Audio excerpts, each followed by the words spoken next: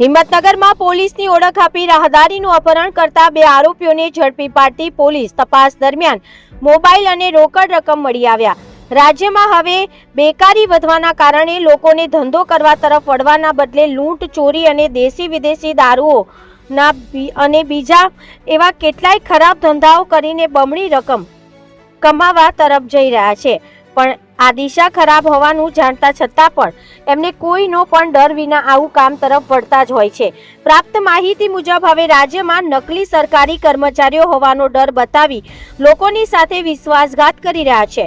ત્યારે સાબરકાંઠા જિલ્લાના હિંમતનગર શહેરમાં આવેલ બી ડિવિઝનલ પોલીસ સ્ટેશનમાં નોંધાયેલા ફરિયાદ મુજબ રાજસ્થાન રાજ્યના ડુંગરપુર જિલ્લામાં આવેલા ઔડા ગામના અને હાલમાં આ શહેરી વિસ્તારમાં આવેલા ખેડતિયા રોડ પર રહેતા અક્ષય કાંતિલાલ ખરાડી હોડીની ખરીદી કરવા માટે શહેરના ટાવર ચોક વિસ્તારમાં આવ્યા હતા। સાંજના 4 કલાકના સમયગાળા દરમિયાન નંબર પ્લેટ વિનાની મોટરસાયકલ લઈને આવેલા અક્ષયને પોતે પોલીસ હોવાની ઓળખ આપીને મોટરસાયકલ ચોરીનો આરોપ લગાવ્યો હતો।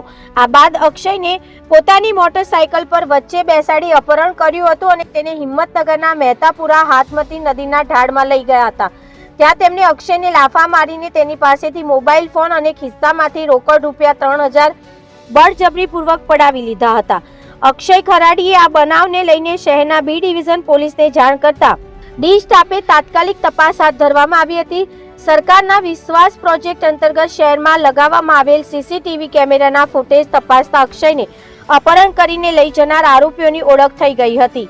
આ બાદ પોલીસે બાતમીના આધારે પ્રવીણભાઈ ઉર્ફે પૂસ્યો અશોકભાઈ ભાટ રહેઠાણ જૂની સિવિલ હોસ્પિટલ સામે ભાટવાસ હિંમતનગર અને બીજો આરોપી દીપક કુમાર હસમુખભાઈ ભાટ રહેઠાણ ભોલેશ્વર પ્રાથમિક શાળા સામે ભાટવાસ હિંમતનગર અને પાંચબત્તી વિસ્તારમાંથી ઝડપી પાડવામાં આવ્યા હતા।